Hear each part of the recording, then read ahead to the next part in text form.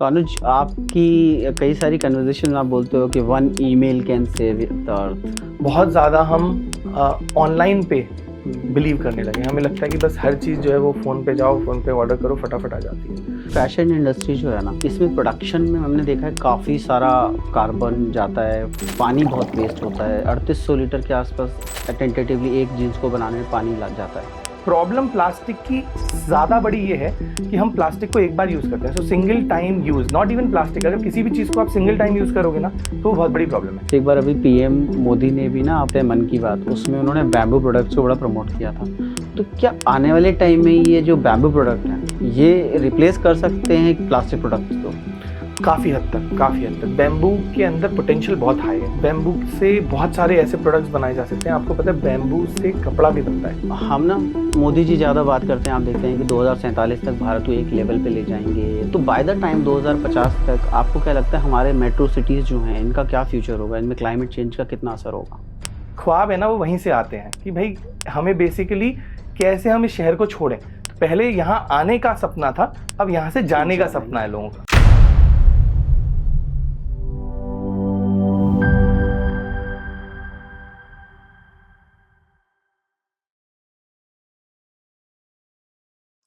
दोस्तों, आज की तारीख में हमारे लिए सबसे बड़ा चैलेंज क्या है? क्या ये थर्ड वर्ल्ड वॉर है, कोई इकोनॉमिक रिसेशन है, या फिर कोई ऐसी डेडली डिजीज़ जो हम देखते हैं कोरोना आई या उसके बाद अभी हम एचएमपीवी वायरस देख रहे हैं? नहीं ना। सबसे बड़ा जो हमारे लिए खतरा है वो है क्लाइमेट चेंज। क्योंकि इकोनॉमिक रिसेशन को आप ठीक कर सकते हो अच्छी पॉलिसीज़ लाके। अगर हेल्थ इमरजेंसीज़ हैं तो आपके लिए हेल्थ फैसिलिटीज़ हैं जिनसे आप उनको ठीक कर सकते हो। किसी भी वॉर जैसी सिचुएशन के लिए आप कॉम्प्रोमाइज़ कर सकते हैं, पॉलिटिकल डिप्लोमेसी से ठीक कर सकते हैं। लेकिन दोस्तों, ख़राब होते एनवायरनमेंट का क्या? आज पिछले 100 सालों में बहुत सारे ग्लेशियर्स पिघल रहे हैं, क्लाइमेट चेंज हो रहा है, ना साफ़ पानी है, ना हवा साफ़ है, ना हमारे पास खाने की हमारी फूड हैबिट्स हेल्दी हैं, साफ़ अच्छा खाना भी नहीं है। तो इस हिसाब से दोस्तों, अगर दुनिया में हमारा क्लाइमेट सही नहीं है तो दुनिया नहीं बचेगी। दुनिया नहीं बचेगी, इंसान नहीं बचेगा, सभ्यताएँ नहीं बचेंगी। दोस्तों, दुनिया भर के पॉलिटिशियंस मिलकर बहुत सारी पॉलिसीज़ बना रहे हैं, हमारी सरकारें बहुत कुछ कर रही हैं क्लाइमेट चेंज को लेकर, नए-नए एक्सपेरिमेंट्स कर रही हैं, बट स्टिल बहुत ज़्यादा चेंज देखने को नहीं मिलता है। इसका मतलब क्या हुआ? क्या हमारी सरकारें फेल हैं? नहीं दोस्तों, हम भी अपने लेवल पर, हमारे इंडिविजुअल लेवल पर हम क्या कंट्रीब्यूशन कर रहे हैं सोसाइटी के लिए? क्या हम अपनी तरफ से क्या बेस्ट दे रहे हैं? हम क्या-क्या कर सकते हैं अपनी तरफ से? तो अब एक अपने स्तर पर हम इस चीज़ को बचाने के लिए, अपने इंडिविजुअल लेवल पे पर्यावरण की हेल्प करने के लिए, इकोसिस्टम को बेटर करने के लिए हम क्या कर सकते हैं? आज ना इन सभी टॉपिक्स पे बात करने के लिए हमारे साथ हमने स्टूडियो में बुलाया है अनुज रामात्री को। अनुज जो हैं बहुत समय से पर्यावरण के लिए काम कर रहे हैं, बहुत सारी सस्टेनेबल कंपनीज़ को आगे लाते हैं, हमें बताते हैं कि कौन-कौन सी कंपनीज़ क्या-क्या कर रही हैं, और उन्होंने ना बहुत क्लाइमेट चेंज के लिए काम किया है। इनकी नॉलेज इस बारे में बहुत अमेजिंग है। So let's welcome Anuj to the podcast. बहुत-बहुत स्वागत है आपका Anuj. Thank you for coming on the podcast. Thank you for calling me here. Okay Anuj, eco freak बनने की शुरुआत कैसे हुई आपकी?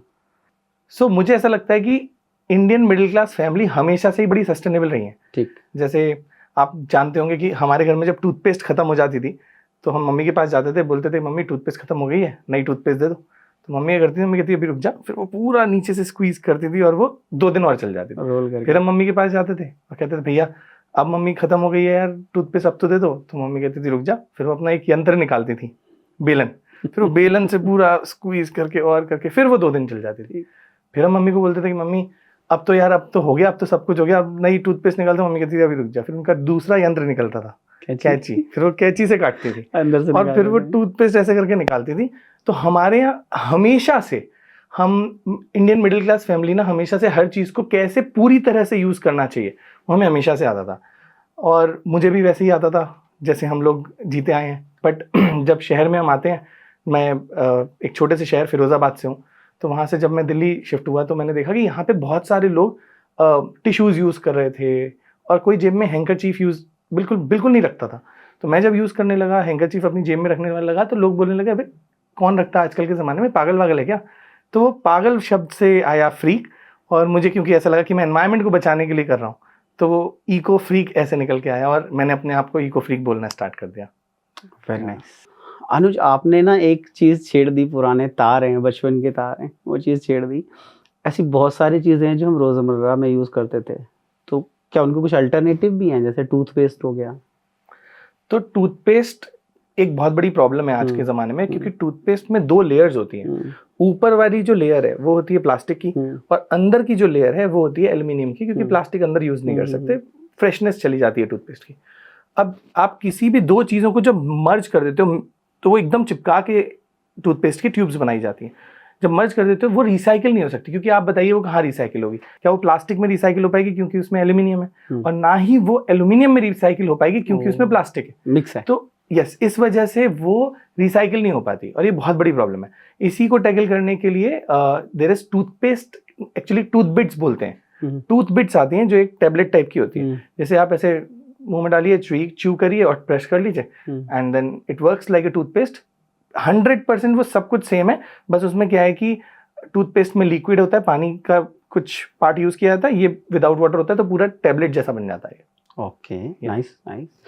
दूसरी चीज़ है tissue paper. Let's suppose tissue paper है, या हम लोग बहुत यूज़ करते हैं, फेस वाइप्स वगैरह यूज़ करते हैं, उसका सॉल्यूशन तो हमारे पास ज़माने से, हम हैंकरचीफ हमेशा से तो अपनी जेब में एक रुमाल लेके चलते थे। कितना ही मुश्किल है, जब इतना बड़ा मोबाइल लेके चल सकते हैं तो एक रुमाल भी लेके चल ही सकते हैं, जो कि मॉडर्न सोसाइटी में हमने आइसोलेट कर दिया है, बहुत ज़्यादा आइसोलेट कर दिया। अभी मुझे तो बहुत ही कम लोग, हमारे मतलब उस ज़माने में ना जेंटलमैन बोला जाता था। हाँ, रुमाल रखने वाला बंदा जेंटलमैन है, तो वो चीज़ शायद एकदम मिस होती जा रही है।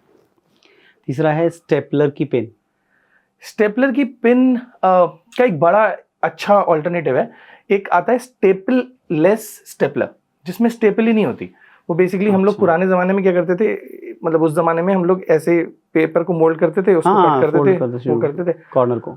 उसी की अब एक मशीन बना दी गई है जो कि बहुत इजी मशीन है। आप बस उसको स्टेपल कर दीजिए, उसमें स्टेपल लगता ही नहीं है, मतलब स्टेपल पिन यूज़ नहीं होती, क्योंकि स्टेपल एक बहुत बड़ी प्रॉब्लम है। स्टेपल पिन्स जो है ना वो बनती है स्टील की, है ना, वो मेटल की हैं, तो उससे बेसिकली क्या है, वो बहुत साल लेती हैं डिकम्पोज होने में, क्योंकि वो बड़ी छोटी होती है तो वो जल्दी रिसाइकिल नहीं होती। तो या तो उसको सारी कलेक्ट करके रिसाइकलर्स को दीजिए, that is not possible, that is मतलब अगर बहुत सारी हो सकती है तो मे बी पॉसिबल हो जाए, एंड या फिर स्टेपलर आज से वो चेंज स्टार्ट कर सकते हैं। तो next item sanitary pad. Sanitary pad का बहुत अच्छा ऑल्टरनेटिव है मेंस्ट्रुअल कप। आप, आई don't know if you have heard of it. तो मेंस्ट्रुअल कप जो है वो एक मेंस्ट्रुअल कप 5 साल तक चलाया जा सकता है। और सैनिटरी पैड एक बहुत बड़ी प्रॉब्लम है, इससे 3 प्रॉब्लम्स जनरेट होती हैं। पहली जो है वो ये है कि सैनिटरी पैड जो है वो बनते हैं प्लास्टिक से, तो वो जब भी आप एनवायरनमेंट में फेंकते हैं, इट टेक्स मतलब 500 years to decompose, around 500 years, है ना। तो एक तो वो प्रॉब्लम है। दूसरी प्रॉब्लम ये है कि क्योंकि उसमें ब्लड होता है तो जानवर बड़े अट्रैक्ट होते हैं, बर्ड्स वगैरह बड़े अट्रैक्ट होते हैं, तो वो जब, क्योंकि वो अनहाइजीनिक है, तो वो जब अट्रैक्ट होते हैं तो वो प्लास्टिक भी कहीं ना कहीं कर रहे हैं कंज्यूम, उसके लिए उनके लिए बहुत बड़ी प्रॉब्लम हो जाती है, कई बार उनकी डेथ हो जाती है उस चक्कर में। एंड थर्ड थिंग इज, उससे बहुत ज़्यादा वाटर लॉगिंग होती है। तो आप दिल्ली में जितना पानी भरते हुए देखते हो, उसका एक बहुत बड़ा रीज़न जो है वो सैनिटरी पैड्स हैं, क्योंकि वो वाटर लॉगिंग बहुत ज़्यादा वाटर लॉगिंग उससे हो जाती है। तो इस सारी तीनों प्रॉब्लम का सॉल्यूशन मेंस्ट्रुअल कप में है, क्योंकि एक छोटा सा मेंस्ट्रुअल कप बहुत सस्ता भी पड़ता है, 400-500 रुपये में आ जाता है अच्छा वाला, और जिसे आप आराम से 5 साल तक यूज़ कर सकते हो। मतलब आप ये सोचो कि एक चीज़ 5 साल तक यूज़ कर सकते हो, वहीं 5 साल में आप यहाँ पे हज़ारों सैनिटरी पैड्स यूज़ करोगे, तो what would you choose? Okay, so simple is menstrual cup.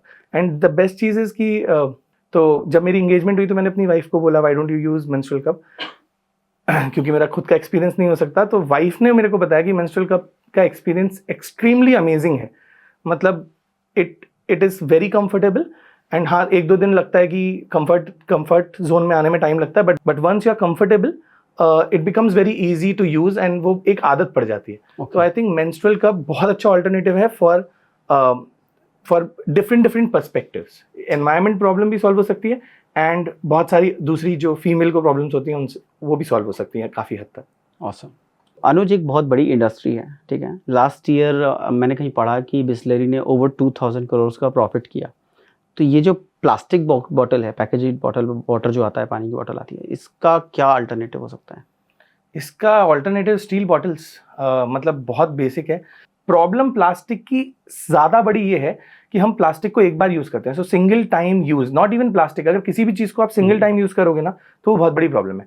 Even steel bottle, हम लोग बोलते हैं आज स्टील की बॉटल यूज करो, स्टील की बॉटल यूज करो. अगर स्टील की बॉटल को हम एक बार यूज करेंगे तो क्या वो सस्टेनेबल है? वो भी सस्टेनेबल नहीं है ना. सो द पॉइंट इज, एक सर्वे के हिसाब से देखा गया है कि अगर आप एक स्टील की बोतल को 5000 बार यूज नहीं करते हो तो प्लास्टिक बोतल से ज्यादा कार्बन फुटप्रिंट जनरेट करती है. सो स्टील की बोतल भी लेके उसे बार बार खो देना, या हल्का सा डेंट आ जाए आप बदल दो, या फिर टूट जाए तो आप छोड़ दो, वो भी इज नॉट सस्टेनेबल.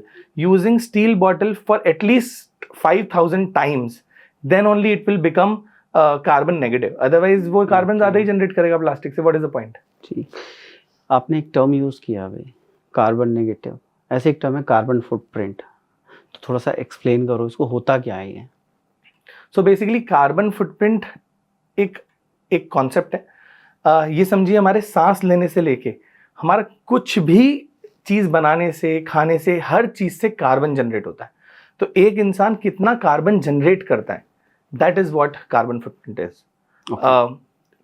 आप एज ए इंडिविजुअल कितना कार्बन फुटप्रिंट जनरेट करते हो, मैं एज एन इंडिविजुअल कितना कार्बन फुटप्रिंट जनरेट करता हूँ, एक इंडस्ट्री कितना कार्बन फुटप्रिंट जनरेट करती है, वो सब जब क्यूमुलेटिव एक डेटा निकलता है, that is what carbon footprint is.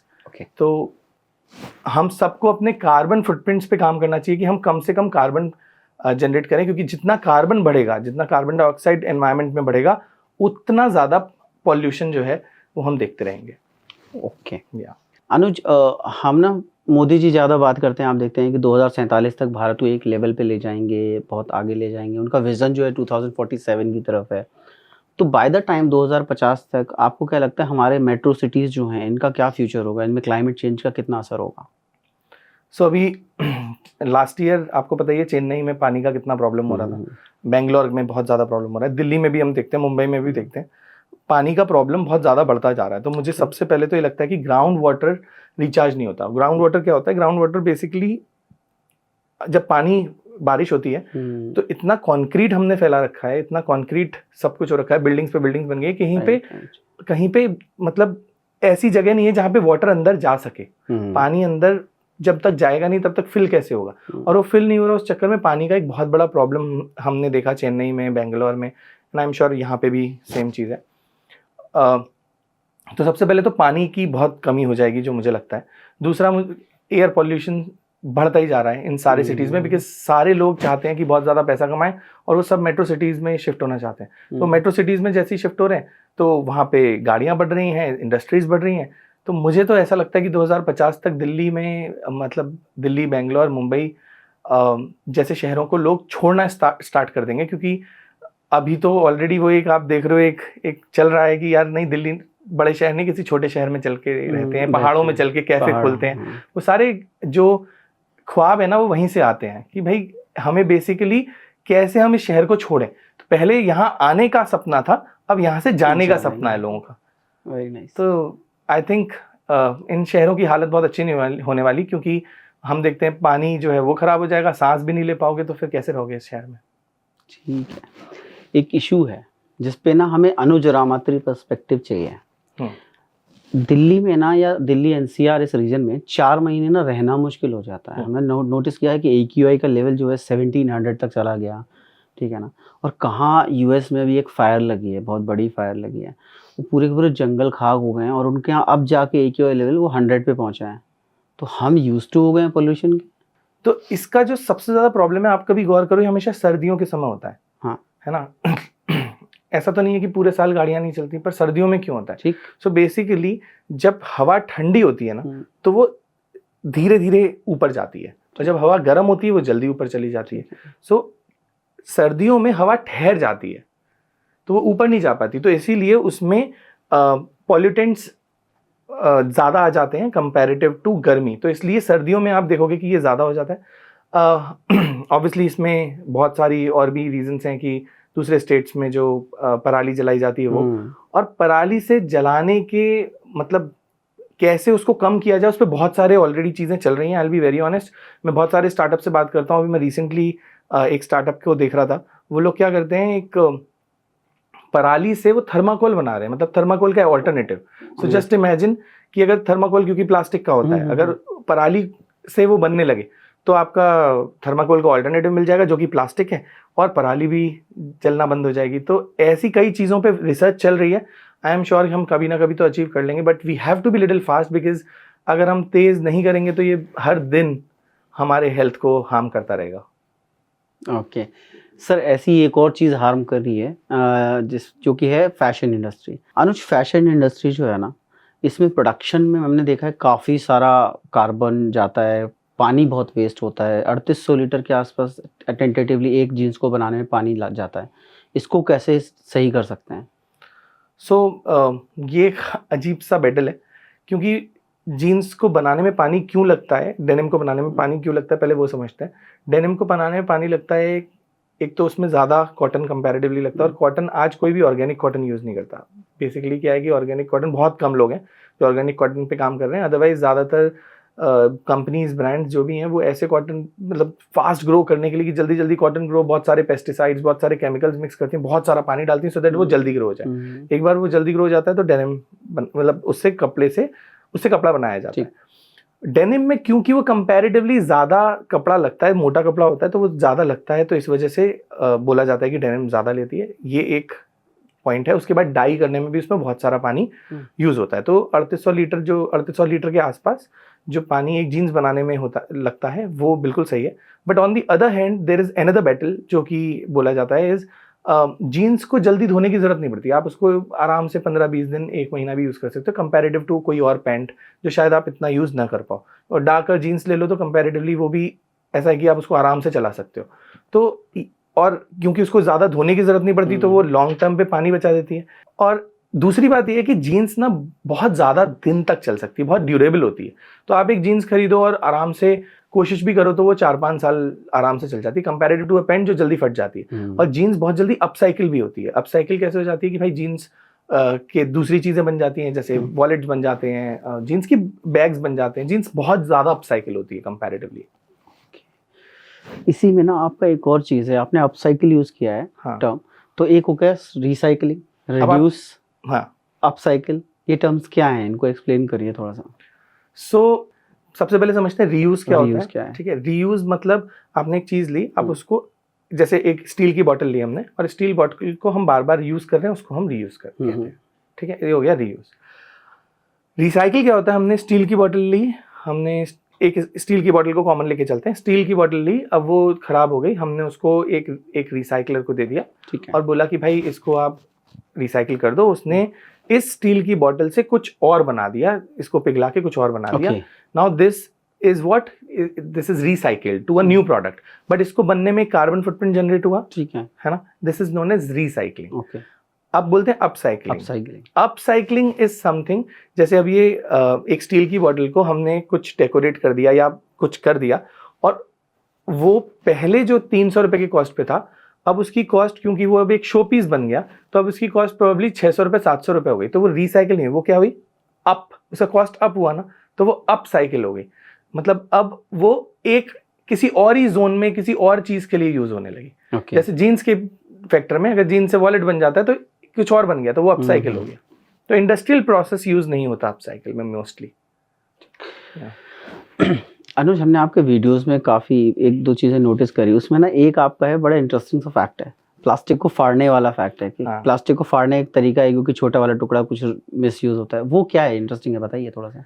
So basically हम लोग जब भी चिप्स का पैकेट या कोई भी पैकेट फाड़ते हैं, हम क्या करते हैं, हम उसके 2 टुकड़े करते हैं। सबसे पहले छोटा वाला टुकड़ा होता है वो फेंक, ठीक है, वो भी फेंक देते हैं, और फिर ये वाला हम अपना सामान खत्म करके ये फेंक देते हैं। अब आप जरा रिसाइकलर्स के पर्सपेक्टिव से या वेस्ट पिकर के पर्सपेक्टिव से सोचिए, वो हमेशा बड़ा वाला टुकड़ा उठाएगा, छोटा टुकड़ा क्यों उठाएगा ना, वो तो छोटे सा। अभी छोटा टुकड़ा कभी उठेगा ही नहीं। अब उठेगा नहीं तो वो क्या होगा, छोटे छोटे टुकड़े चले जाते हैं, क्योंकि हम खाना भी वहीं फेंक रहे हैं, तो सब खाने में मिक्स हो रहा है।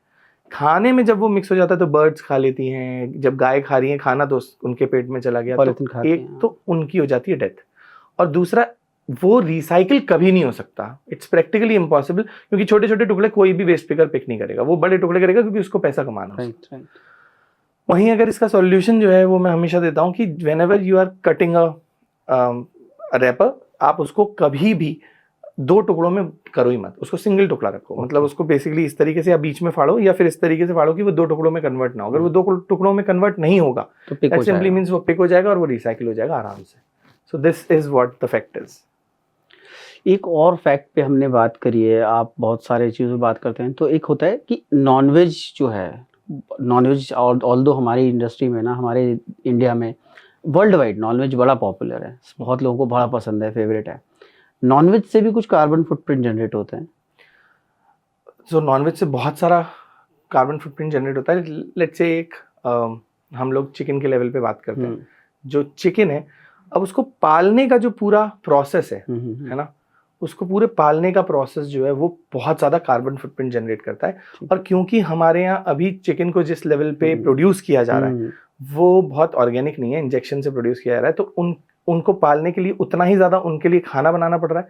जितना खाना बनाना पड़ रहा है, उस खाने को ग्रो करने के लिए उतना ही वाटर यूज़ हो रहा है। फिर उसके बाद जब उसको मीट में कन्वर्ट कर दिया जाता है, उसको धोने का, उसको पूरा साफ रखने का, हाइजीन बनाने का, उसको एक फ्रिज में रखने का, हर एक चीज़ का कार्बन फुटप्रिंट जनरेट हो रहा है। आप समझ रहे हो? So the point is, meat industry में तो बहुत ज़्यादा मतलब कार्बन फुटप्रिंट जनरेट होता है। इसीलिए हम चाहते हैं, मतलब हम कोशिश करते हैं कि लोग कम से कम मीट खाएं। हम इफेक्ट तो यही बताने की कोशिश करते हैं उन्हें, बट और उससे भी बड़ी प्रॉब्लम पता है क्या है कि हमने हर चीज़ को कमर्शलाइज कर दी है। अब चिकन जो है, एक छोटा बच्चा चिकन का चिक जो है वो आता है, हम उसको ना पिंजरे में डाल देते हैं आते ही कि भाई एक दिन ये बड़ा होगा और इसको कोई खाएगा। अब वो चिकन वो जैसे जैसे बड़ा हो रहा है, बस उसके पिंजरे का साइज बड़ा हो रहा है, दैट्स इट। उसको उतना खाना मिल जाता है कि वो जी सके। उसकी पिंजरे के साइज बड़ा होता जा रहा है और चिकन सिर्फ उतना ही उसके पास स्पेस है। फिर हम क्या करते हैं, उसको काटते हैं, उसको बनाते हैं, उसको दे देते हैं। एक इंसान का पेट भर जाता है खाते खाते, कहता है बस यार मेरे को नहीं खाना, इसको फेंक दो। तो उसकी पूरी जिंदगी का सर्कल जो है वो ये था कि एक दिन उसको कोई काटेगा, बनाएगा और खाएगा भी नहीं। आप समझो कितना पेनफुल है ये।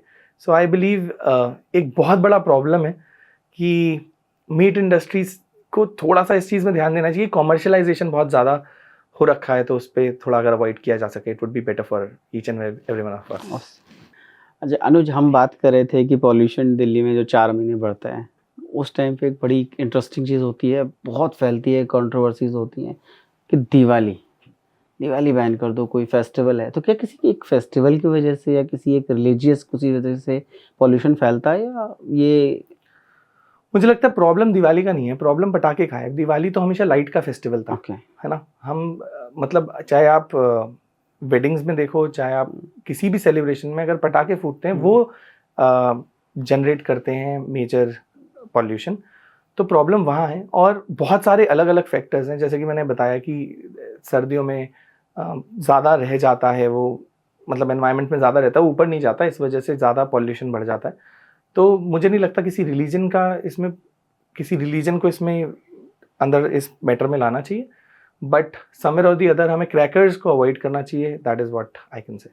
बट अनुज, एक बहुत बड़ी वो चीज़ है, आप भी 90s से आते हैं, हम भी 90s से आते हैं।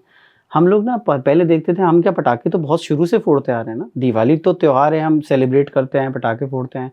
आज अचानक से जाके वो चीज़ पॉल्यूशन क्यों करने लग रही है? 90s में ऐसी बहुत सारी चीज़ें थी जो आज हमने अच्छा करने के चक्कर में छोड़ दी है ना। तो द प्रॉब्लम इज कि आज हम पटाखे इसलिए छोड़ने को बोलते हैं क्योंकि हम देखते हैं कि बहुत सारे इंडस्ट्रीज आ गई हैं, हमारे डेली नीड्स बहुत ज़्यादा बढ़ गए हैं, हमारा जल्दी जल्दी हम कपड़े चेंज करने लगे, जल्दी जल्दी हमारे गैजेट्स आ गए हैं, बहुत सारी चीज़ें हमारी लाइफ में बहुत जल्दी जल्दी चेंज हो रही हैं। तो उस चक्कर में ऑलरेडी एक पॉल्यूशन बन रहा है। अब कहीं ना कहीं तो मुझे ऐसा लगता है कि दुनिया को पूरा बैलेंस रखा गया है। आप कोई चीज़ ऊपर करोगे तो कोई चीज़ आपको छोड़नी पड़ेगी। बड़े बुढ़े हमेशा यही बात बोलते रहे हैं कि कुछ भी अगर नया लाओगे तो कुछ आएगा तो कुछ जाएगा। तो कुछ नई चीज़ अगर आ रही है तो प्रोबेबली हमें कुछ चीज़ छोड़नी पड़ेगी। इस वजह से आज क्रैकर्स प्रॉब्लम है। आज से कुछ टाइम पहले, और मतलब 90s में वो प्रॉब्लम नहीं थी तो हम आराम से करते थे, पर आज वो प्रॉब्लम है तो हमें उसे अवॉइड करना चाहिए। दैट्स व्हाट आई कैन से। अच्छा अनुज, हम बात कर रहे हैं पॉल्यूशन की, तो एक चीज़ हम मिस नहीं कर सकते, सबके इंटरेस्ट की चीज़ है, दिल्ली इलेक्शन इसी पे बेस्ड है, यमुना में जो झाग दिखता है, मजाकिया है, लेकिन क्या शैम्पू है क्या वो शैम्पू है कि नहीं वो तो नहीं पता, बट एक रिसर्च पे पाया गया कि एक मतलब रिवर में फीकल कॉलीफॉर्म की जो मात्रा है वो 500 से 2500 के बीच में होनी चाहिए। और ये फीकल कॉलीफॉर्म क्या होता है? बेसिकली फीकल कॉलीफॉर्म ह्यूमन से या एनिमल्स की बॉडी से निकला हुआ एक पदार्थ होता है, ठीक है। इसकी मात्रा किसी भी रिवर में 500 से 2500 के बीच में होनी चाहिए। और तो यहाँ दिल्ली में जो यमुना के पानी को टेस्ट किया गया तो उसमें फीकल कॉलीफॉर्म की जो मात्रा थी वो 18 लाख थी। जहाँ 500 से 2500 होना चाहिए वहाँ 18 लाख हम पहुँच गए थे। और ये सब जो है वो मेजरली लोग बोलते हैं कि इंडस्ट्री की वजह से है, बट जो कई लोग उस पर काम कर रहे हैं, मैंने उनसे बात करी, मैंने पूछा कि भाई ये क्या है, तो उन्होंने बोला कि हम जो साबुन शैम्पू यूज़ करते हैं ना, ये एक बहुत बड़ा प्रॉब्लम है, क्योंकि साबुन या शैम्पू में जो जिस तरीके के केमिकल्स यूज़ किए जा रहे हैं वो बहुत ही ज़्यादा हार्मफुल है। तभी बोलते हैं ना ऑर्गेनिक सोप। ऑर्गेनिक सोप क्यों यूज़ करना चाहिए किसी को नहीं पता। सब लोग भैया ऑर्गेनिक सोप हमारी बॉडी के लिए अच्छा है। बॉडी के लिए तो अच्छा है, पर एनवायरनमेंट के लिए भी बहुत अच्छा है, क्योंकि ऑर्गेनिकली अगर किसी सोप को बनाया गया है तो वो अगर ओशंस में या रिवर्स में एंड अप कर रहा है तो वो वहाँ के मरीन एनिमल्स को भी कोई नुकसान नहीं पहुँचाएगा। ओके। तो इस वजह से यमुना पे मुझे लगता है कि बहुत मतलब काम करने की ज़रूरत है, जहाँ पे हम सबको एज एन इंडिविजुअल, जितने भी हम लोग हैं, हम सबको थोड़े थोड़े स्टेप्स लेने पड़ेंगे, हम सबको ऑर्गेनिक चीज़ें यूज़ करनी पड़ेंगी। अनुज, ई वेस्ट क्या है और इससे हमको क्या खतरा है? मतलब e waste is a very new topic, अभी किसी को पता नहीं, हम लोग को ज़्यादा अवेयरनेस नहीं है। वेस्ट तो हमें पता है कचरा पड़ा हुआ है, ई वेस्ट क्या है? So e waste is electronic waste, anything. जैसे आप एक फ़ोन यूज़ करते हैं, वो फ़ोन आप सीधे सीधे आप उस फ़ोन को उठा के घर पे पड़ा है, घर पे पड़ा हुआ है, साइड में पड़ा हुआ है, एक समय पे आप उठा के उसको फेंक देते हैं या किसी को दे देते हैं, राइट। लेकिन आप ये समझो कि एंड कहाँ है उसका, एंड कहाँ है। वो जितना भी फोन, ये जितना भी वेस्ट है, जितना भी इलेक्ट्रॉनिक वेस्ट है, इसे ई वेस्ट कहा जाता है सबसे पहले तो। और क्योंकि आज हमारी ज़्यादातर चीज़ें इलेक्ट्रॉनिक पे शिफ्ट हो चुकी हैं, टीवी से लेके, फ़ोन से लेके, मोबाइल के, ये आपके लैपटॉप्स, कैमराज, सब कुछ, ये सब ई वेस्ट में आता है। बिकॉज एट द एंड ये सब जो है वो इसके अंदर, अच्छा बाय द वे आपको ये बात पता है कि नहीं मुझे पता नहीं, बट इनके अंदर गोल्ड तक होता है। मतलब ई वेस्ट, हाँ, ई वेस्ट में गोल्ड भी होता है। तो हम लोग तो ऐसे ही फेंक देते हैं इसको। और ऐसे हार्मफुल केमिकल्स भी होते हैं, जैसे लेड होता है, जिसको अगर टच भी कर लिया जाए तो स्किन कैंसर तक हो सकता है। सो द पॉइंट इज कि हम लोग के लिए वो बहुत ज़्यादा हार्मफुल है। तो हम जब भी उसको ऐसे फेंक देते हैं या कुछ कर देते हैं ना, तो वो एनवायरनमेंट के लिए भी ख़राब है और हमारे लिए भी ख़राब है, और जो बंदा उसे रिसाइकिल कर रहा है उसके लिए भी ख़राब है। इसलिए बहुत ही ज़रूरी है कि उसे ऑथेंटिक रिसाइकलर्स को दिया जाए, जो उस पूरी प्रोसेस पे वर्क करते हैं कि कैसे आपके एक फ़ोन को, कैसे आपके एक फ़ोन को 100% रिसाइकिल किया जा सके। उनके पास एक पूरा प्रोसेस है। हम लोग उठा के ऐसे ही फेंक देंगे तो it will not make any sense. Okay. आपने ना एक टर्म यूज़ किया, कैंसर। हाँ। आपकी रील्स में भी कई जगह आया है, वीडियोस में, कि एक आपकी एटीएम रिसिप्ट जो है ना, that can cause cancer, so better to email. वो क्या है? तो मैं आपको एक एग्जांपल देता हूँ। आप अगली बार जब भी एटीएम का रिसीट लो, या फिर जो किसी शॉप, आप जब कुछ शॉपिंग करने जाते हो तो वो बिल लोगे आप, तो वहाँ उसमें ना पेन चलाने की जरूरत नहीं है, आप नाखून से ऐसे खुरीद के देखना, तो ऐसे ब्लैक ब्लैक ब्लैक आने लगता है ना। वो क्यों होता है? क्योंकि वहाँ उसमें इंक यूज नहीं होता। हाँ, उसमें इंक यूज नहीं होता, उसमें केमिकल यूज होता है जिसको बीपीए यानी बिस्फेनॉल ए कहते हैं। ये बिस्फेनॉल ए जब आप हाथ से पकड़ते हो, फिर उसके बाद कुछ खा लिया बिना हाथ धोए, या फिर आपने कंज्यूम कर लिया या आंख में कर लिया, तो इससे कैंसर होने के बहुत सारे केसेस देखे गए हैं। तो ये बहुत इंपॉर्टेंट चीज़ है। और ये सिर्फ इसीलिए नहीं, एनवायरनमेंट के लिए बहुत खराब है, क्योंकि पेपर रिसाइकिल नहीं हो सकता ना, उसके अंदर तो ऑलरेडी एक, आप समझ रहे हो, उसके अंदर ऑलरेडी एक केमिकल है, तो वो रिसाइकिल कैसे होगा? वो रिसाइकिल भी नहीं होता। That is a very big problem. इसीलिए मैं बोलता हूँ कि रिसीट मत लेना, ये 3 वर्ड्स आपकी लाइफ में बहुत चेंज ला सकते हैं, आपको कैंसर से बचा सकते हैं। तो अनुज, आपकी कई सारी कन्वर्सेशन में आप बोलते हो कि 1 email can save the earth, वो क्या है? ऐसा देखा गया कि हम लोग बोलते हैं कि ईमेल जो है वो पड़े रहते हैं हमारे यहाँ, मतलब मेल, हज़ारों ईमेल्स हमारे पेंडिंग पड़े हुए, हमने ना खोले, हमने ना देखा उसे। अब वो जो ईमेल है वो एक्चुअली में कहाँ स्टोर हो रहा है? वो सारा स्टोर हो रहा है एक क्लाउड में। क्लाउड चलाने के लिए आपको क्या चाहिए? सर्वर चाहिए। सर्वर किससे चलता है? इलेक्ट्रॉनिक्स, अपने बिजली से चलता है ना। बिजली किससे जनरेट होती है? कोयले से। बिजली जनरेट होती है थर्मल पावर से, कोयले से। तो एट द एंड आपका एक ईमेल भी एनवायरनमेंट को खराब कर रहा है, एक अनयूज्ड। तो जो भी आपके ऐसे ईमेल्स हैं जो यूज में नहीं है, आपको लगता है जरूरी नहीं है, उसे डिलीट कर दो ना, तुरंत के तुरंत डिलीट कर दो, सो दैट आप एनवायरनमेंट में कार्बन फुटप्रिंट अपने कम कर सको। ओके। अब आपने इतने सवाल पूछे मुझसे, मैं आपसे एक सवाल पूछता हूँ। आप मुझे बताइए कि हमारे अर्थ में सबसे ज्यादा द मोस्ट लिटर्ड आइटम क्या है? I don't have any idea. I guess, any random guesses, आपको क्या लगता है क्या होगा? गुटखे के पाउच होंगे हम खाते हैं, या हाँ। फिर च्युइंगम होगी। ओके, ज्यादातर लोगों का आंसर इसमें आता है पॉलीबैग्स, क्योंकि उनको लगता है हाँ, सबसे पॉलीथीन ज्यादा होती है। सबसे ज्यादा पॉलीथीन लगती है। लेकिन ठीक स्ट्रेंजली पॉलीथीन से भी ज्यादा सिगरेट बट्स को माना जाता है। ओह। सिगरेट बट्स एक साल में 4.5 ट्रिलियन यूज होते हैं, क्योंकि और ये बहुत बड़ी प्रॉब्लम है। आपको लगता है कि कॉटन है आराम से चला जाएगा, गायब हो जाएगा, जाता नहीं है। आप क्या है, आप जब उसको बुझाते हो ना, जिस आप उसको बेसिकली सिगरेट पी, नीचे रखा, पैर से बुझा दिया, अब वो जिस सॉइल पे बुझाया वो सॉइल जो है वो पॉल्यूट हो गई, उस पे कभी कोई पेड़ नहीं उग पाता। सबसे बड़ी प्रॉब्लम। फिर आप क्या करते हो, आप उसको उठाते हो, उसको उठा के कहीं डस्टबिन में डाल देते हो, तो वो चला जाता है लैंडफिल्स में। अगर वो लैंडफिल्स में जाता है तो वो डिकम्पोज नहीं होता, बिकॉज उसमें जो आपको लगता है कॉटन जैसा, वो एक्चुअली कॉटन नहीं, माइक्रोफाइबर है, which is also a plastic. और अगर ये चला जाता है वाटर में, तो वाटर पॉल्यूट करता है। तो मेरे ख्याल से ये तो बहुत बड़ा प्रॉब्लम है। इसका सॉल्यूशन अगर आप चाहिए तो मैं आपको इसका सॉल्यूशन भी बताता हूँ। देयर इज अ पर्सन जो नोएडा में इन सिगरेट बट्स को रिसाइकिल करके बहुत सारे प्रोडक्ट्स बना रहे हैं। उस सिगरेट बट्स को रिसाइकिल करके वो पेपर, जीन्स, डेनिम, और उसके बाद बच्चों के टॉयज, बहुत सारी चीज़ें बना रहे हैं। तो मुझे लगता है बहुत सिंपल तरीका है, सारे सिगरेट बट्स कलेक्ट करो। सिगरेट पीनी चाहिए कि नहीं पीनी चाहिए मैं उस पर कमेंट नहीं करना चाहता, वो जो है वो उनका पर्सनल चॉइस है, बट सिगरेट बट्स ना फेंकना एक जिम्मेदारी है। तो उसको कलेक्ट करके नोएडा में देयर इज अ पर्सन, उसका address I let you know, आप उसको भेज पहुंचा दीजिए, वहाँ पहुंचा दीजिए, वो रिसाइकिल हो जाएगा। एटलीस्ट दैट उतनी कैन बी जिम्मेदारी डन बिल्डिंग लेवल या सोसाइटी लेवल पे कर सकते हैं कि उसको कलेक्ट करके वहाँ पहुंचा दीजिए। It's a very basic thing जो शायद हम सब बहुत बेसिक से स्टार्ट कर सकते हैं। ओके।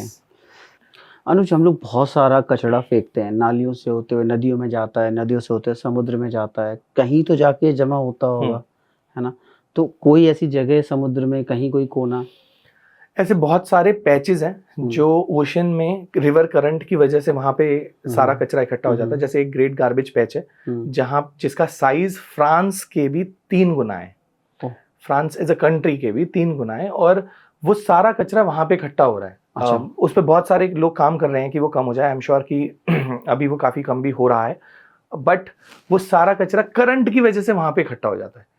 और इतने सारे एनिमल्स, मरीन एनिमल्स वहाँ पे डेड पाए गए, बिकॉज हमारा प्लास्टिक जो हमने यूज़ किया है, वो सारा का सारा प्लास्टिक वहाँ पे इकट्ठा हो रहा है। तो वो एक बहुत बड़ी प्रॉब्लम थी। एक्चुअली वो प्रॉब्लम है, बट काफ़ी हद तक उस पर बहुत सारे लोगों ने, बहुत सारे सेलिब्रिटीज़ उसके लिए सामने आए, और बहुत सारे लोगों ने उस पर काम करना स्टार्ट किया। सो आई एम श्योर कि वो ठीक हो जाएगा। बट द पॉइंट इज़ कि हम जो भी छोटे से छोटे प्लास्टिक अपनी घर से निकाल रहे हैं ना, वो ओशंस में जाके कहीं ना कहीं एंड अप हो रहा है। तो हमें उस चीज़ का तो ध्यान देना ही चाहिए। तो अनुज, हम बात करें ना प्लास्टिक बैग्स की, कचरे की, हम एंशिएंट में चलते थे कि हम लोग अपने थैली लेके जाते थे सब्जी लेने के लिए। हमारे दादा पापा हुआ करते थे वो लोग। फिर धीरे से हम उससे आए पॉलीथीन बैग्स पे, कैरी बैग्स पे। अब इसका क्या रास्ता है, अल्टरनेटिव क्या है कि इसको भी छोड़े, कहाँ जाएंगे? सो एक बहुत इंपॉर्टेंट चीज़ बताता हूँ मैं आपको, कि मुझे नहीं पता कितने लोगों को पता है, बट प्लास्टिक एक्चुअली में was a solution. It was not a problem. We treat it as a problem. We treat it as a problem and we are treating it as a problem. Plastic उस जमाने में जब launch हुआ, जब आया, तो वो एक सॉल्यूशन था, क्योंकि पेपर बैग्स बन रहे थे और पेपर बैग्स के लिए बहुत सारा डिफॉरेस्टेशन किया जा रहा था। ओके। सो इवन अभी जिसने पॉली बैग मैंने मतलब इन्वेंट किया था, उसके ग्रेट ग्रैंडसन ने अभी रिसेंटली बोला कि it was never meant for single use. It was always, poly bags were meant for reuse purpose. तो जब इन्वेंशन ही उसका रीयूज की वजह से हुआ, मतलब रीयूज करने के लिए हुआ, और हम उसे सिंगल यूज बना दिए ना, तो वो एक बहुत बड़ी प्रॉब्लम हो गई। आप कह रहे हैं हम उसको कहाँ लेके जा सकते हैं? मेरे ख्याल से बहुत बेसिक है। हम सालों पहले जो कर रहे थे ना, बस हमें वापस उसी पे आ जाना है। हमें अपने साथ एक झोला लेके चलना है। आप अपनी गाड़ी में 4-5-10 डाल लो, वो बार बार यूज होता रहता है। और जैसे ही अपनी कहीं मार्केट में जा रहे हो, अपने साथ लेके जाओ। How difficult is that? Exactly.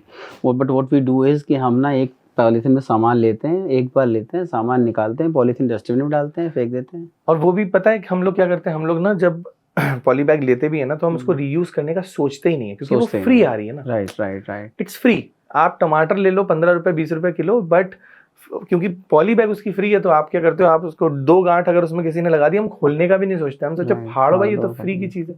अगर उसको ही खोल लिया जाए, चलो वर्स्ट केस सिनेरियो में आपने प्लास्टिक ले भी लिया, तो अगर उसको खोल लिया जाए तो नेक्स्ट टाइम जब आप प्याज लेने जा रहे हो तो वही पॉली बैग यूज हो सकता है ना। हम रीयूज के बारे में नहीं सोच रहे, दैट इज अ मतलब bigger problem. Okay, so Anuj, in that case जो पैकेजिंग इंडस्ट्री है वो क्या सोल्यूशन करेगी? उसको तो मजबूरी है कि प्रोडक्ट को, फूड को पैक करना है, उसको रैप करना है, एक कंटेनर है उनके लिए, तो वो प्लास्टिक पैक जो है, तो वो कैसे सॉल्व करेंगे? वो सॉल्यूशन हम सबके पास है। हम लोग क्या करते हैं बेसिकली, बहुत ज़्यादा हम ऑनलाइन पे बिलीव करने लगे। हमें लगता है कि बस हर चीज़ जो है वो फ़ोन पे जाओ, फ़ोन पे ऑर्डर करो, फटाफट आ जाती है। वहीं अगर हम पहले क्या करते थे, हम अपने साथ कंटेनर्स लेके जाते थे। वो कंटेनर्स लेके जाते थे, उसमें भरवाते थे और वो कंटेनर के साथ लेके, इवन आटे के लिए भी मुझे याद है, मैं 5-10 साल, मतलब 10 साल पहले डब्बा लेके अपने जाते पूरा इतना बड़ा बड़ा डब्बा मैं और चक्की पापा पे, लेके हाँ। जाते थे स्कूटर में, और स्कूटर से हम लोग वो पूरा डब्बा भर के आटे का लाते थे। आज क्या, आज वही, क्योंकि पॉली बैग्स इतने मजबूत हो गए हैं कि भाई प्लास्टिक ही चल रहा है। तो मुझे ऐसा लगता है कि तो लोकल शॉप्स या लोकल खरीदने को थोड़ा प्रमोट करना चाहिए, लोकल मार्केट्स में जाना चाहिए, अपना कैरी बैग्स खुद लेके जाओ। आपको जो भी चाहिए, आपको इमली भी चाहिए, आपको आटा चाहिए, आपको दाल चाहिए, सब कुछ ओपन में मिल जाता है आपको, आप ओपन में लो और उसे यूज करो। क्योंकि हम ऐसी इंडस्ट्रीज को, ऐसी ब्रांडिंग, ऐसी मार्केटिंग होने लगी है कि हम ऐसी इंडस्ट्रीज को सपोर्ट करने लगे हैं जो आज अच्छा थैला दिखने में लगेगा ना, वही थैला तो 10 मिनट में आ जाएगा। वो 10 मिनट में आ जाएगा और वो सबसे बढ़िया है, और 3 बार पैक होके आएगा। हाँ, हाँ, 3 बार बबल पैक। रैप होके, हाँ। गत्ते में, कार्टन में। सो वो तो उससे भी बड़ी प्रॉब्लम है कि हम जब ई कॉमर्स से शॉपिंग करते हैं, हम जब भी ई कॉमर्स से शॉपिंग करते हैं तो पहले, जैसे मान के चलिए मैंने एक जेल ऑर्डर किया जो मैं शायद पास वाली केमिस्ट से भी ले सकता था, ठीक है। या पास वाली परचून की शॉप से ले सकता था। तो मैंने एक जेल ऑर्डर कर दिया किसी ई कॉमर्स वेबसाइट से। अब वो जब मेरे घर पे आता है तो पहले, क्योंकि वो कांच का है, तो पहले उसमें एक कार्टन होगा, उस कार्टन के अंदर बहुत सारा बबल रैप होगा, और फिर उसमें मेरे को छोटा सा मेरा जेल मिल जाएगा। आप समझ गए? वहीं अगर मैं पास के स्टोर में जाके वो जेल लेके आ जाऊं तो ये सारा वेस्ट मेरा बच जाएगा। सो द थिंग इज कि हम लोगों को थोड़ा सा लोकल शॉपिंग पे ज्यादा ध्यान देना चाहिए comparative to what we are doing right now. Anuj, एक चीज और आप अपनी बातचीत में बड़ा प्रमोट करते हो कि ना स्मॉल पैकेजिंग को डिस्कार्ड करके बड़ी पैकेजिंग पे जाने का, ये क्या रीजन है? तो हम लोग क्या करते हैं, हम छोटे छोटे पैकेट्स ले लेते हैं। हमें लगता है हम बड़ा पैकेट लेंगे फिर उसको वापस पैक करेंगे, या पता नहीं वो खुला रह जाएगा तो उसमें मॉइस्चर घुस जाएगा और उस वजह से वो खराब हो जाएगा। जबकि बेसिक, अगर आप कुछ बड़ा पैकेट लेते हो, जैसे एक एग्जांपल के तौर पे कोई नूडल्स का पैकेट ले लो, आप 5 या 6 डिफरेंट की जगह एक बड़ा पैकेट ले लो, तो उसमें कम प्लास्टिक यूज होता है और मोटा प्लास्टिक कंपैरेटिवली यूज होगा, तो वो जल्दी रिसाइकलिंग के लिए भी जाएगा। वहीं अगर आप 10-10, 12-12 वाला पैकेट आप 6 लोगे ना, तो it becomes very difficult for everybody to recycle, and क्योंकि वो बहुत पतला लेयर होता है, एंड सेकेंड थिंग इज उसमें ज्यादा प्लास्टिक यूज होता है, क्योंकि एक को कवर करने में और 6 को कवर करने में कंपैरेटिवली कम प्लास्टिक यूज होता है। इसीलिए आई ऑलवेज से कि buy in bulk. Another thing, moisture के लिए एक क्लिप्स आती हैं, एक बड़ी अच्छी क्लिप्स आती हैं, आप उसे पैकिंग क्लिप्स करके सर्च करोगे तो आराम से आ जाएंगी। तो उसको क्या है, जैसे आपने जितना खाया, जितना किया, उसके बाद उसको क्लिप लगा दो, वो एग्जैक्टली एयर टाइट हो जाता है और बहुत बढ़िया काम करता है। मैं अपने घर में खुद यूज करता हूँ, बहुत बढ़िया काम करता है वो। तो आई थिंक वो क्लिप्स यूज करना स्टार्ट कर देना चाहिए। अनुज, हम लोग कहते हैं धरती पे ना पानी ही पानी है, 70% से ऊपर पानी है, फिर भी हम स्लोगन क्या देते हैं, सेव वाटर सेव अर्थ। ये क्या लॉजिक हुआ? सो प्रॉब्लम ये है कि जो ओशन का पानी है ना, वो हमारे लिए ड्रिंकेबल नहीं है। ठीक, हमारा जो ड्रिंकेबल वाटर है दैट इज जस्ट 2.5%, जिसमें से 1.5% हम लोग को अभी एनवायरमेंट में है और 1% ग्लेशियर में एकदम जमा हुआ है।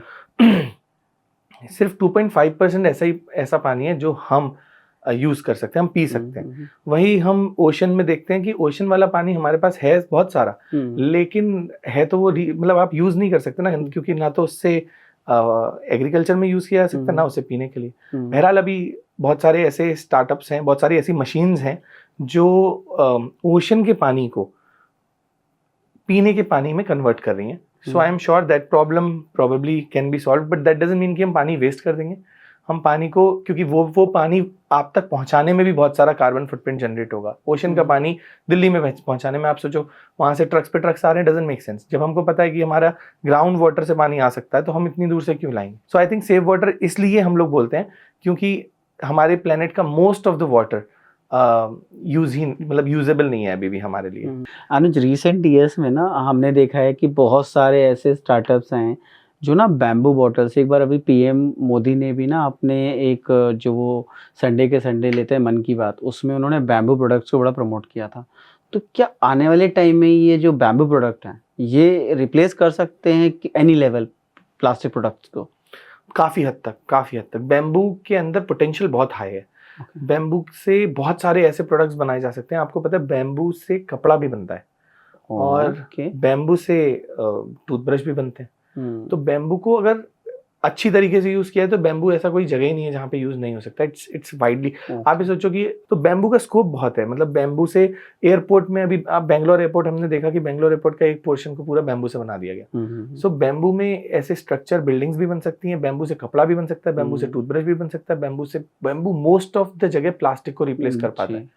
तो आई एम श्योर कि बैम्बू में पोटेंशियल बहुत हाई है और बहुत सारे स्टार्टअप्स इस समय बैम्बू पे काम कर रहे हैं। बैम्बू की फ्लोरिंग पे भी काम हो रहा है जी, आप समझ रहे। तो वो भी प्रॉब्लम वहां से सॉल्व हो सकती है। तो bamboo, I think for farmers it is very important कि वो बैम्बू की इंपॉर्टेंस को समझे और बैम्बू को ग्रो करें। Awesome. और बैम्बू की एक बहुत अच्छा फैक्ट ये है कि बैम्बू एक पॉल्यूटेड सॉइल पे भी ग्रो हो सकता है। पॉल्यूटेड सॉइल पे भी बैम्बू ग्रो हो जाता है। मतलब अगर कोई ऐसी सॉइल है जहाँ पे जो उपजाऊ नहीं है, वहां पे भी बैम्बू को आराम से ग्रो किया जा सकता है और पानी उसमें बहुत ही कम लगता है। राइट, तो सूखे में भी हो जाता है। हाँ, काफी सूखे में भी हो जाता है और बहुत ज्यादा टेक केयर की जरूरत नहीं पड़ती। Strange, I do agree with that because मैं ना I have been to some countries जहाँ पे ना टूथब्रश भी बैम्बू के हैं। एंड इंटरेस्टिंगली अभी मैंने ना चौकी के शोरूम पे देखा था कि वो बैम्बू सॉक्स बना रहे हैं, तो वो फैब्रिक भी बनता है, तो अच्छा है। मतलब सो बैम्बू का जो फाइबर है, जो बैम्बू का फाइबर निकाल लेते हैं, उस फाइबर में थोड़ा सा कॉटन मिक्स करके आप आराम से कपड़ा बनाया जा सकता है और वो बहुत ज़्यादा स्ट्रेचेबल है। मतलब बहुत अमेजिंग कपड़ा बनता है। एंड इट इज़ ऑल्सो, क्योंकि बैम्बू जो है वो एंटी एलर्जी है, तो एंटी एलर्जिक है, तो उसमें जल्दी, मतलब अगर आप उसको पहनते हो तो ज़्यादा जल्दी एलर्जी नहीं लगती है। एंड बहुत ज़्यादा हाइजीनिक भी माना जाता है बैम्बू। तो I think bamboo is vast, मतलब उस पर अभी भी चली नहीं है चीज़ें। I am sure researches are going very, मतलब but then it will replace to an extent, या प्लास्टिक को रिप्लेस कर देगा। अनुज, एक ना हमारे इकोसिस्टम है ना आजकल आज सब अवेयरनेस की वजह से ना एक बाढ़ सी आई है, जो स्टार्टअप्स ना इसी चीज़ के लिए काम कर रहे हैं, इकोसिस्टम को डेवलप करने के लिए, बढ़ाने के लिए, ताकि वो ये सस्टेनेबल एनवायरनमेंट या green energy, less carbon emission कर पाएँ। तो कुछ ऐसे, आप तो इनके साथ काम ही कर रहे हो रेगुलर, तो कुछ ऐसे स्टार्टअप्स हैं जिनका आप अप्रेज करना चाहोगे, नाम लेना चाहोगे? सो ऐसे बहुत सारे स्टार्टअप्स हैं जो ऐसी प्रॉब्लम्स पे काम कर रहे हैं जिस पे कोई काम नहीं कर रहा है। जैसे एक है, मेहुल है, मेरे मित्र ही हैं। तो वो क्या करते हैं, वो बेसिकली बनाना, जो बनाने का ट्री होता है बनाना का, वो एक बार, ये बड़ा ही स्ट्रेंज फैक्ट है कि बनाना का ट्री एक बार बनाना देता है, उसके बाद जो है पूरा उसको काटना ही पड़ता है। There is no other way. तो वो जो स्टेम है, उस स्टेम का क्या होता है, वो पहले लोग जला देते थे, जैसे पराली जलती थी वैसे उसको जला दिया जाता था। पर अब ना उस बनाना स्टेम से लोग, जो मेहुल है, वो कपड़ा बना रहे हैं। हाँ, उससे कपड़ा बनाते हैं, उससे बहुत सारी और भी चीजें बना रहे हैं, जैसे झाड़ू बन रहा है। और अभी उन्होंने जो एक बड़ी प्यारी चीज बनाई है, उन्होंने घड़ी भी बनाई है। तो घड़ी का जो बेस है वो बनाते हैं। तो एक तो वो स्टार्टअप है जो मुझे बड़ा पसंद है। एक स्टार्टअप है, तो बेसिकली एक जो चिप्स के पैकेट होते हैं ना, ये होते हैं MLP। ठीक है, आपने देखा होगा, ऊपर से कलर्ड होते हैं, अंदर से सिल्वर होता है। तो वो MLP है। MLP का मतलब है मल्टी लेयर्ड प्लास्टिक। इसमें 2 तरीके का प्लास्टिक मिक्स किया गया है, जिसमें ऊपर जहाँ प्रिंटिंग हो पाए और नीचे जहाँ सिल्वर वो लोग यूज करते हैं। ये सबसे ज्यादा मुश्किल है रिसाइकिल करना, क्योंकि ये रिसाइकिल कैसे होगा। तो there are couple of startups जिन्हें मैं जानता हूँ और बड़े, मतलब बहुत ही अच्छा काम कर रहे हैं, जिनको मैं मतलब पर्सनली जानता हूँ। तो एक तो है जो IPC है, इंडियन पॉल्यूशन कंट्रोल एसोसिएशन, वो लोग उससे फर्नीचर बना रहे हैं, उसको रिसाइकिल करके, उसको अपसाइकिल करके उससे फर्नीचर बना रहे हैं। और एक है हमारे इकोकारी करके, जो इन चिप्स के पैकेट से बैग्स बना देते हैं। तो हाँ, वो उसकी पतली पतली स्ट्रिप्स काटते हैं और फिर वो उससे थ्रेड करके उससे बैग्स बना देते हैं। और उस पूरे प्रोसेस में वो इलेक्ट्रिसिटी का भी यूज नहीं करते हैं, तो वो बहुत ही, हाँ, हैंडलूम, चरखा, ये सब यूज करके बनाते हैं, तो इट्स वेरी अमेजिंग। तो ऑल दी स्टार्टअप्स आर, मतलब ऐसे मैं कुछ नाम ले रहा हूँ बट सभी अच्छे हैं। इंडिविजुअल लेवल पे I know a person, I don't know if you know Nestman of India, ये बर्ड्स के लिए नेस्ट बनाते हैं। सो स्पैरो अपना नेस्ट खुद नहीं बना पाती, वो दूसरों के, आपने देखा होगा हमारे घर में जो स्पैरो पहले आ जाती थी तो वो पंखे के ऊपर वाले पार्ट में अपना घोंसला बनाती थी, है ना, क्योंकि वो खुद बना ही नहीं पाती। आज स्पैरोज क्यों नहीं है दिल्ली में, उसके पीछे का बहुत बड़ा रीजन है कि पहले हम घर में उन्हें आने देते थे, अब उनको घर में हम आने ही नहीं देते, तो वो बाहर कहाँ पे, और वो नेस्ट बना नहीं पाती, तो इस चक्कर में स्पैरोज चली गई हैं। बट द पॉइंट इज कि नेस्टमैन ऑफ इंडिया ने ऐसे नेस्ट्स बनाते हैं वो जिसमें स्पैरो आके रह सकती है, स्पैरो अपना बच्चा दे सकती है। सो वो बहुत ही अमेजिंग है। तो ऐसे बहुत सारे लोग हैं जिसपे जो ऐसा काम कर रहे हैं, तो ये बहुत अच्छी बात है। हमारे मन में सवाल रहता था ये चिड़िया कहाँ गायब हो गई, ये चिड़िया, वो चिड़िया जो है वो चिड़िया कहाँ गायब हो गई जो हम 90s के टाइम में देखा करते थे, अब हमें चिड़िया नहीं दिखती है, क्योंकि हमारे घर में रोशनदान खत्म हो गए। जो पहले एक सर्कल ऐसे ओपन होता था ना जिसमें कोई भी चिड़िया आ जाती थी, जी। वही खत्म हो गया, तो फिर इस वजह से। अनुज, पानी जो है हमारा, रिवर्स जो है, हम पीने का पानी है, इसमें भी बहुत सारे माइक्रो प्लास्टिक्स जा रहे हैं। ये हमारी हेल्थ में पहले तो जाते कैसे हैं और फिर ये नुकसान किस लेवल तक पहुंचाते हैं हमको? सो ये इतनी बेसिक चीज़ है कि हम जब नहाते हैं ना, तो हम, मतलब बहुत सारे फैक्टर्स हैं, पर हम जब नहाते हैं तो हम आजकल लूफा यूज करते हैं। आपने लूफा सुना है? प्लास्टिक का होता है, वो रगड़ने वाला। क्योंकि अब वो लूफा एक्चुअली क्यों यूज किया जाता है, क्योंकि अब हम शावर जेल पे शिफ्ट हो गए। शावर जेल से पहले हम लूफा में डालेंगे, फिर हम अपनी बॉडी में रगड़ेंगे। अब वो बार बार घिसता जाता है, वो जाता कहाँ है?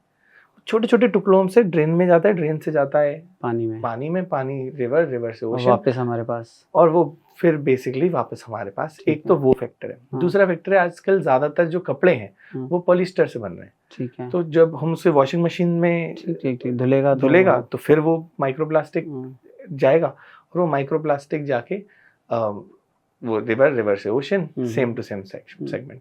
और ये एंड अप यहाँ नहीं होता, ये सारी चीजें एट दी एंड घुमा फिरा के हमें वापस ही मिल रही हैं, क्योंकि वो फिश खा रही है, फिश को हम खा रहे हैं। सो द थिंग इज कि वो घुमा फिरा के हमारी बॉडी में आ रही है। अभी इसी वजह से हमारे ब्लड में माइक्रोप्लास्टिक पाया गया। रिसेंटली ब्रेस्ट मिल्क में भी माइक्रोप्लास्टिक पाया गया है। सो बहुत ही खराब चीज़ ये है कि माइक्रोप्लास्टिक अब हर जगह पे है।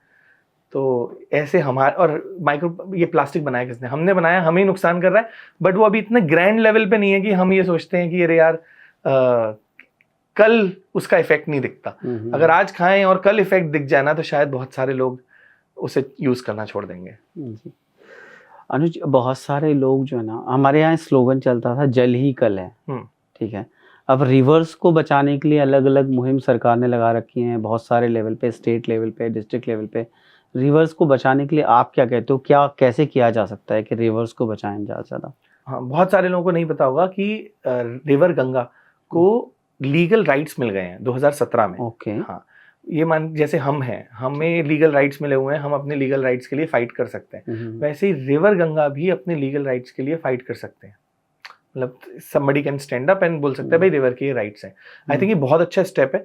अगर रिवर गंगा के पास अपने लीगल राइट्स हैं, अगर माउंटेन्स के पास अपने लीगल राइट्स हैं कि भाई वहाँ पे ये चीज़ नहीं होनी चाहिए, आई थिंक अगर वो सारी चीज़ों को, सारे नेचर की सारी चीज़ों को अगर लीगल राइट्स मिल जाएंगे तो आई थिंक बहुत अमेजिंग होगा। ऐसा एक कंट्री है एक्वाडोर, आई एम श्योर आपने सुना होगा। जी। वहाँ पे एनिमल्स को लीगल राइट्स दे दिए गए। तो कोई भी एनिमल, जो भी वाइल्ड लाइफ एनिमल्स को लीगल राइट्स दिए गए हैं, तो कोई भी वाइल्ड लाइफ एनिमल जो है वो वहाँ पे जाके मतलब कोई फाइट कर सकता, मतलब एज एन उसकी उनकी तरफ से कोई फाइट कर सकता है on the behalf of them. So एक कंट्री है एक्वाडोर करके, जहाँ पे एनिमल्स को लीगल राइट दिए गए। और इसके पीछे की बड़ी इंटरेस्टिंग स्टोरी है कि वहाँ पे एक आदमी था जिसने वूली मंकी को अपने घर पे रखा, जो कि वहाँ के वाइल्ड लाइफ का मतलब वाइल्ड लाइफ में आता है। तो वूली मंकी को रखना लीगल नहीं था, तो उसे 18 साल तक अपने पास रखा। फिर वहाँ की अथॉरिटीज ने उस वूली मंकी को उठा के बोला कि भाई ये तो इलीगल है, आपको हटाना पड़ेगा, और हम इसको लेके जा रहे हैं। और उसको उठा के जू में, उस वूली मंकी को जू में रख दिया। 1 महीने भी वो मंकी सरवाइव नहीं कर पाई without without that person. Right. 1 महीने भी शी डाइड। तो फिर वहां से एक मुहिम स्टार्ट हुई कि एनिमल्स के भी लीगल राइट्स होने चाहिए कि वो कहाँ रहना चाहते हैं। Okay. तो मतलब अगर वो लीगल राइट होते तो वहां से प्रोबेबली वो फाइट हो सकता था कि वो कहाँ रहना चाहता है, उसके ऊपर होना चाहिए। सो इसी तरीके से अगर हर एक एनिमल को, हर एक नेचर की हर चीज को लीगल राइट्स के अंडर डाल दिया जाए तो मुझे लगता है कि हम काफी हद तक उस प्रॉब्लम को सॉल्व कर पाएंगे, हम उसको डिस्ट्रॉय कम से कम कर पाएंगे या एक्सप्लॉइटेशन जो है, एक्सप्लॉइट जो है हम बहुत कम कर पाएंगे। ठीक बात है। अनुज, आप इतना सारा काम कर रहे हो, लोगों को अवेयर कर रहे हो, अभी एक टॉपिक बहुत गर्मा गर्म टॉपिक है, दिल्ली में अभी चुनाव चल रहे हैं, कचरे का पहाड़। कैसे इसको सॉल्व करेंगे आप? गार्बेज तो है ही ना, अल्टीमेटली शहर के बाहर ले जाएंगे, आप कहीं तो रखेंगे, एक जगह कलेक्ट करेंगे। तो ये पहाड़ जो है ना, इनको खत्म करने के लिए कैसे काम कर सकते हैं, या इसको क्या सोल्यूशन क्या है इसका गार्बेज? बट ये पहले समझने की जरूरत है कि गार्बेज का पहाड़ बना कैसे। क्योंकि प्रॉब्लम जो है ना वो सारी की सारी है वेस्ट सेग्रीगेशन। आप वेस्ट सेग्रीगेशन को समझो, अगर गीला और सूखा कचरा मिक्स हो जाएगा तो वो कभी भी मतलब ना तो सूखा कचरा रिसाइकिल हो पाएगा, ना गीले कचरे से कंपोस्ट बन पाएगा। अगर इसको हम सेपरेट, हर घर में अगर 2 डस्टबिन, अगर हर घर में सिर्फ 2 डस्टबिन रख दिए जाएं कि भाई सूखे कचरे का ये है, गीले कचरे का ये है, इससे होगा क्या, मैं आपको बताता हूँ। सूखा कचरा जैसे कि प्लास्टिक हो गया, मेटल हो गया, ई वेस्ट हो गया, सारी चीजें आप समझ लो, वो सारा का सारा सूखे कचरे में चला गया। अभी सारा कचरा जब सूखे में जाएगा तो ये सीधे सीधे कलेक्ट सूखे में होगा, ये सीधे सीधे रिसाइकलिंग पे चला जाएगा। ठीक है।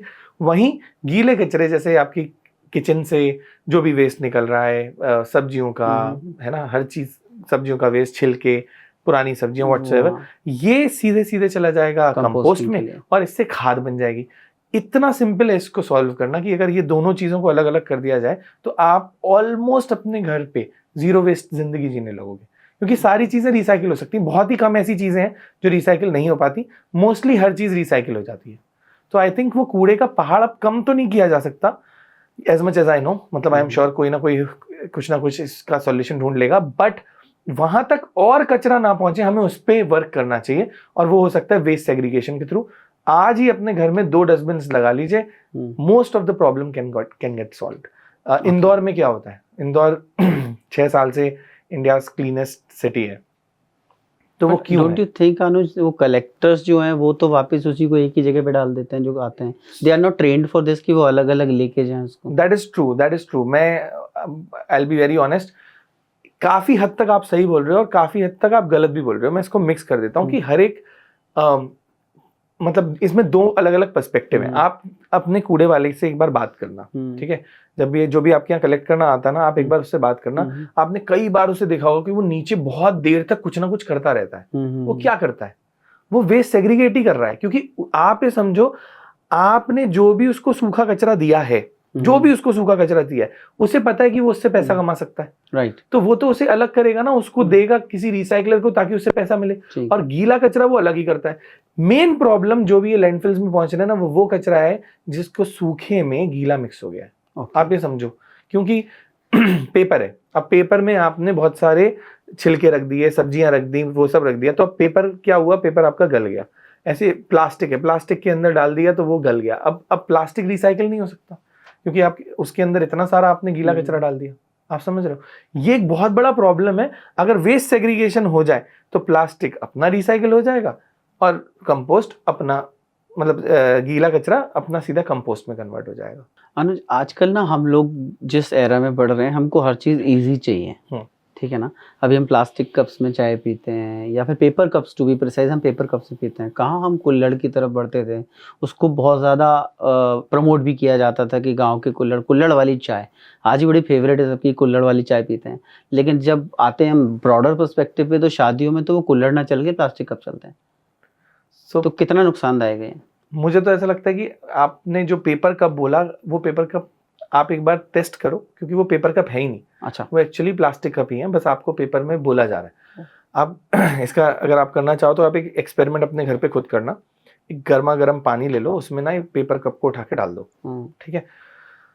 अब वो पेपर कप को आप जब 5 मिनट आप छोड़ दोगे उसमें, तो 5 मिनट बाद जब आप निकालोगे, स्क्रैच करोगे, तो आपको दिखेगा उसमें प्लास्टिक की पतली सी लेयर है, माइक्रो लेयर है। माइक्रो लेयर है। तो अब आप क्या कह रहे, अब आप जो कह रहे हो कि पेपर कप वो उस प्लास्टिक कप से भी ज्यादा खराब हो गया। कैसे हो गया कि अब वो डिफॉरेस्टेशन भी कर रहा है और आपकी सेहत को नुकसान भी कर रहा है, एनवायरमेंट को भी नुकसान कर रहा है। जहां प्लास्टिक कप सिर्फ एटलीस्ट डिफॉरेस्टेशन नहीं कर रहा था, यहाँ डिफॉरेस्टेशन भी ऐड हो गया। ओके। सो वो एक बहुत बड़ी प्रॉब्लम है। इसका सॉल्यूशन जो है वो रीयूजेबल कप है। आई डोंट नो, आप 90s की शादियों को याद करो, उस समय क्या होता था कि कांच के छोटे छोटे कप्स मिलते थे जिसमें चाय पी जाती थी और वहीं रख दिया जाता था, शादियों में भी या इवन टी स्टॉल्स पे भी वहीं रख देते थे, वो धुलते थे, वापस आप उसको आराम से वापस रीयूज करते थे। तो problem is single time use, you can't use anything single time. अगर आप एक बार यूज करते हो, इट बिकम्स अ प्रॉब्लम। इसमें भी बड़ी इंटरेस्टिंग चीज है कि कई लोग मुझे बोलते हैं कि यार बार बार साफ करने में भी तो पानी लगेगा, तो जाएगा, हाँ। पानी भी तो लगेगा, तो तुम पानी वेस्टेज की बात कर रहे हो। गो एंड गूगल, एक पेपर कप को बनाने में कहीं गुना ज्यादा पानी लगता है, जबकि आप एक मतलब इन कंपैरिजन टू एक कांच के गिलास को साफ करने में, धोने में। हाँ, ये आप एक बार आराम से रिसर्च करो और तब फिर उसके बाद हम इस बारे में बात करेंगे डिटेल में। आप एक और आपने कहीं फैक्ट डिस्कस किया अपने वीडियोस में कि एक जो टी बैग है, जो आजकल हम बड़ा हेल्दी होने के लिए, हेल्थ कॉन्शियस होकर हम चाय पीते हैं, ग्रीन टी, उसमें भी बहुत सारा कुछ माइक्रो प्लास्टिक होता है, वो बताओगे आप प्लीज? तो बेसिकली हम लोग जो टी में प्रॉब्लम नहीं है, हाँ। टी बैग में प्रॉब्लम है। टी बैग में प्रॉब्लम है। टी बैग जो है वो अभी एक रिसेंटली रिसर्च के हिसाब से 11.7 बिलियन माइक्रो प्लास्टिक एक टी बैग वाली टी में पाएगा डिप करते समय। क्योंकि पहले तो हमें लगता है कपड़ा है, वो कपड़ा है ही नहीं, वो प्लास्टिक है। आप गौर से देखो ना तो वो प्लास्टिक है। मतलब ऐसा नहीं है कि सब यूज कर रहे हैं, बट मोस्टली लोग जो है वो माइक्रोफाइबर, माइक्रो प्लास्टिक, मतलब बेसिकली प्लास्टिक के ही बैग्स यूज कर रहे हैं। वो जैसे ही आप टी में, क्योंकि गर्मा गर्म चाय है, वो जैसे ही प्लास्टिक जो है वो उसमें आप दिखता है कि भाई गर्मा गर्म चाय गया, आपको तो बढ़िया लग रहा है चाय पी रहे हो, बट एक्चुअली में उसके अंदर इतने छोटे छोटे पार्टिकल्स हैं कि वो आपकी बॉडी के अंदर जा रहे हो। आप कैसे, वरना हमारे ब्लड में पहुंच रहा है ना, ये ऐसे ही पहुंच रहा है कि हम लोग ध्यान ही नहीं दे रहे कि जिस चीज में हम बिना प्लास्टिक के आराम से चाय पी सकते हैं या हम आराम से अपनी जिंदगी जी सकते हैं, हम उस चीज में भी प्लास्टिक डाल दे रहे हैं। आप समझ रहे हो?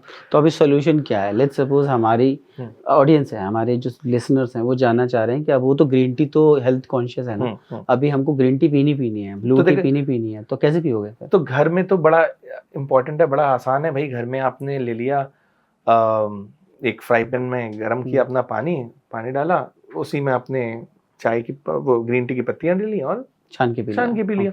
इसमें तो कोई टेंशन ही नहीं। अब आप कहेंगे ऑफिस में कैसे करेंगे? तो ऑफिस के लिए 3 इन्फ्यूजर्स आते हैं। 3 इन्फ्यूजर स्टील के आते हैं, जिसमें बेसिकली पत्ती लीजिए, वो 4 उसमें डालिए और वो स्टील में ऐसे पैक हो जाते हैं और आप उसको आराम से यूज कर सकते हैं एज मतलब, क्योंकि वो अगेन सिंगल यूज नहीं है, रीयूजेबल है, तो फिर आप उसे 1000 बार यूज करिए, कोई प्रॉब्लम ही नहीं। एक और स्टार्टअप है, जब आप स्टार्टअप, क्योंकि मैं बहुत सारे स्टार्टअप्स के साथ काम कर चुका हूँ, एक स्टार्टअप है जिसका नाम है वूला टी।